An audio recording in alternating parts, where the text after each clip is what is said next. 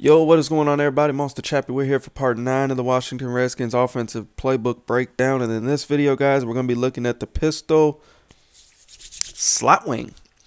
All right, so the big deal with this formation compared to the pistol slot, oh my gosh. The difference is really the only difference in the formation alignment is that in the pistol slot, the tight end and the wide receiver essentially just swap roles as for their positioning on the line of scrimmage. So as you can see on the slot, the tight end's on the line, wide receivers off on the right side there. On the pistol slot wing, tight end's off the line of scrimmage and the wide receivers on it. My runs of choice in here, I think that halfback dive is decent. It's my second run that I would use, but my most recommended run is going to be the inside zone split. Play we're going to be looking at is PA cross. Now, the beautiful thing about this play and with this setup, guys, is there's no adjustments needed. You're going to run it stock. The only adjustment you make is to motion hike the slot wide receiver.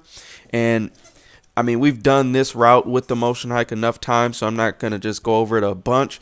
But one of the reasons it's really crucial with this particular play is because if both of those guys get jammed, then that deep end on the left is a lot less effective because then the slot wide receiver and him are kind of both in the same area. So if they use her, they can literally take away both guys just from being in the area. So you definitely want to make sure you do the motion hike. But other than the motion hike, no other adjustments needed. Another thing to point out is that play action blocking is pretty broken this year. And I'm not a huge fan of play action because of this. Like, these guys are in a two-man under. And it could be any stock defense or, you know, blitz or whatever. But for some reason, especially if they pass commit, it's just the lineman will not block sometimes. I don't know why. I really don't like. Look at how long I get in the pocket right there. It's like instantaneous block sheds. It's like the left tackle and the right tackle. They just really struggle against whenever you run play action. It just seems to be the case all the time. Now I'm going to go ahead and try and do an auto depth chart reward or reorder here. Maybe they had the wrong left tackle in. I don't know. Maybe they had, you know, somebody, a couple dudes injured or whatever. But even so, I still think we're going to get the same result here. A little bit better. But yeah, so randomly, it doesn't happen all the time, but I would say maybe 30 to 40 to 50% maybe. They just will not block anybody. Like they'll just completely let them go. Especially like if they're on QB contains too. A lot of the times, the guy will just sometimes come in unblocked completely. But with that said, this play is still quite effective, and it's got a lot of stuff that beats man, and it's pretty decent against zone too. So let's go ahead and dive straight into it. 3 minutes of video talking, but really just wanted to show you guys about that play action stuff because not everyone is aware of it, and that's why there's not too many plays that I use that actually run the play action is because the guy will literally just come in untouched, and it won't be a nano or whatever you guys like to call it, a blitz. It won't be any of that. It'll literally be like a 2-3 man pass rush out of quarter, and you know you got to deal with man press and yeah, instantaneous pressure. So that's never a good thing. Anyways, so that's the setup. We just motion hike this. We've done this enough, so I'm not going to keep going over that route there. That triangle's on. You know, we've beat that to death pretty much. The post, same thing. We've talked about that enough times where I don't need to go over it again. The only routes I'm going to talk about in this video are the route from the tight end, the halfback, and Brown, that deep end that he's on, because that route is actually pretty effective against man defense. As you can see, we get some really nice separation. Now, it is Antonio Brown, so he's going to do a bit better than most wide receivers. So let's go ahead and run it with Bryant here to show you that you don't need an Antonio Brown, but it is very helpful to have good route running and stuff like that to get a bit more separation. It also seems to work better on that left side of the field. So let me actually just sub him out because I like to run this play. For whatever reason, it seems to work better when it's on the left side too. I'll just put Wheaton there. That way we don't have to deal with the 99-ness of Antonio Brown because that would be a good reason why something gets open all the time. But as you can see, a lot of the times that guy covering the halfback gets lost. And what I mean by that is because of where the halfback route is, which is why I like this play a lot, the dude covering him in 2-man under, like as you're going to see on this play, he's covering him. He's not confused, but when he comes to, go after him, he gets stuck on a lineman and he gets open. And this isn't like a rare thing. This happens frequently.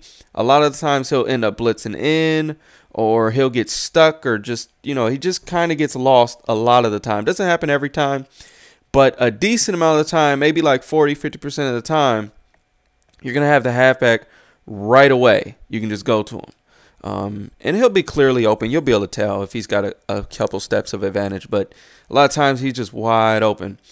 Now the tight end, same thing. I mean, the guy covering him a lot of times will blitz in. It doesn't happen as often. I'd say maybe 30% of the time that the tight end is just going to be wide open. But if you just keep running it, I mean, over the course of the time, especially if they try a user in the tight end or something, like I said, right here, the guy's actually switched. The guy's covering the wide receiver and the running back. They switched roles, so that does happen too. So as you can see there, he's actually covered. But what ends up happening is the linebacker and the cornerback on the left there end up switching roles. So you're going to notice this defender that's initially on the wide receiver now switches, and he is on the halfback. So that may confuse you sometimes. That's why I wanted to point this out, is because it'll look like he's going to be open, and then all of a sudden you've got a corner there. You make the pass, and then they got a pick six. So just watch out for that. That does happen from time to time. You want to make sure this this motion hike is like a quick step, not a huge elaborate thing. But even so, once they switch, it's going to be even worse because you've got a linebacker on a wide receiver. Anyways, so that's this play versus man defense. Against zone, just run a cover 2 here. Just let the play ride through. All right, should be good enough. So against zone, the halfback route is absolutely nasty. So this cover 2, but he's behind the line of scrimmage. So there's literally no zone that's going to cover that. And any flat zone that's out there is going to be covering this deep in route from Brown. So your first read always and forever is going to be this halfback right here. He's just going to be wide open. As far as the rest of the guys go, the tight end, oftentimes you can get a decent gain with him. Like this is cover 2 here. So you can quick dump it down to him. If you get a ton of time, which does not happen often, you can try and go for that post, but typically that's not going to be the most effective route just because it's going to take too long and your block is not going to hold up. And then, of course, the guy going across the middle here, you'll get a little flood scenario once he gets past this hook zone. But again, in the cover 2, often that hook zone stays with him for a while, so it's going to take a little bit too long to develop before he ends up getting open.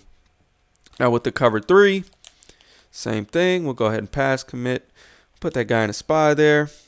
I didn't motion hike. I should have motion hiked. Sorry about that. But it's pretty much the same thing. We'll go ahead and motion hike it though. Want to motion hike because even in cover 3 he'll get jammed up there. Triangle will.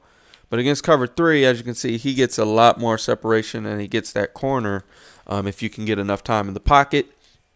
As far as the rest of your reads go, like I said, the post isn't going to be a great option because he's going to take away that deep.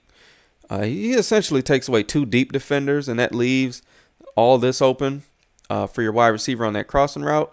And then the tight end there takes the flat zone on the right side of the field. And so if he, for some reason, maybe they put him in a purple or something, goes and covers Brown or the crossing route, then you can dump it down to the tight end. And, of course, this is still there for a couple yards. You just want to throw it quick.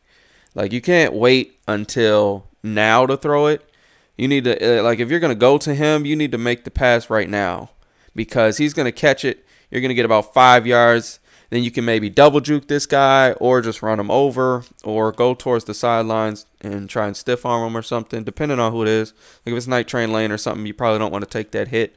But if it's like Deion Sanders or somebody that can't hit, feel free to give him a stiff arm or truck or something. But still, that's this play pretty much in a nutshell. And this video ended up being 10 minutes. Oh, my goodness. Unbelievable. I guess we did give you guys a couple different tips outside of the play itself. So that's why it went a little longer. But I'm going to cut it here. I hope you guys enjoyed. Hope you're liking the series thus far. And we got a lot more coming up soon. Till the next time, guys. Feedback in the comments below.